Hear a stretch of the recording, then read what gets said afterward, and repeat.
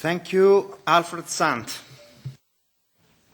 Thank you, Mr. President. Mr. Commissioner, on the one hand, we state that Europe needs to reverse the decline of investment that has happened in recent years and needs to bolster public and private investment. Meanwhile, the two-pack and six-pack arrangements focus on the need to curtail budget deficits and eventually reach a balance between revenues and outgo. This is happening in a situation where public accounts are in reality kept on a cash and not an accruals basis. Naturally, public administrators have found it politically easier to manage their balances by cutting on investment from year to year rather than cutting recurrent expenditure.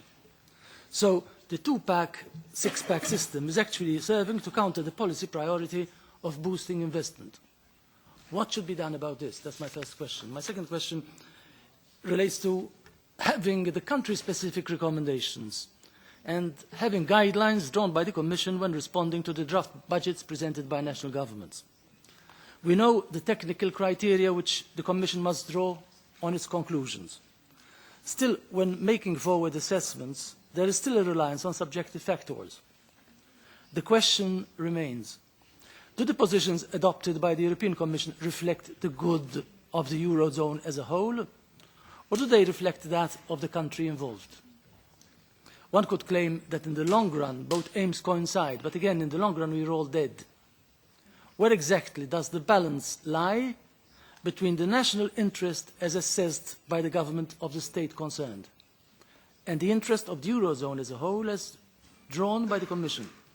This is a question that relates, of course, to the controversy we've been having now about what's going on with respect to Italy and France, but it's a wider question as well.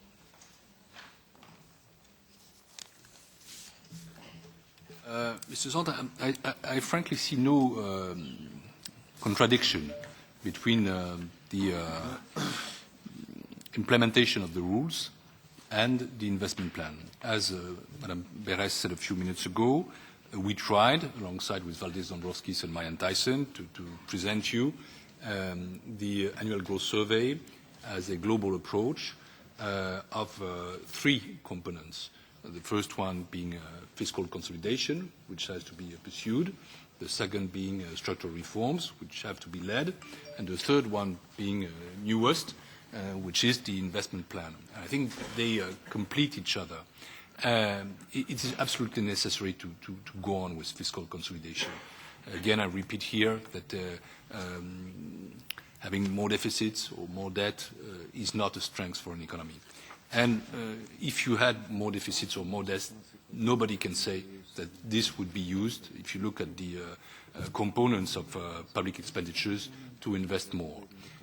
And this is why the investment plan has been conceived, as you know, with the constitution of a fund, which is based on guarantees from the European budget and from some implementation of the capital of the EIB, plus eventually additional contributions by member states which would not enter into the calculation of the public deficit or public debt of those countries. So this is a global view, this is a global approach, and I think it's a better one because precisely it's more coherent and because it treats all the aspects of the solution that we must try to define to get out of the crisis made by this combination of low inflation, low growth, and high unemployment, which is absolutely unacceptable for our citizens in Europe.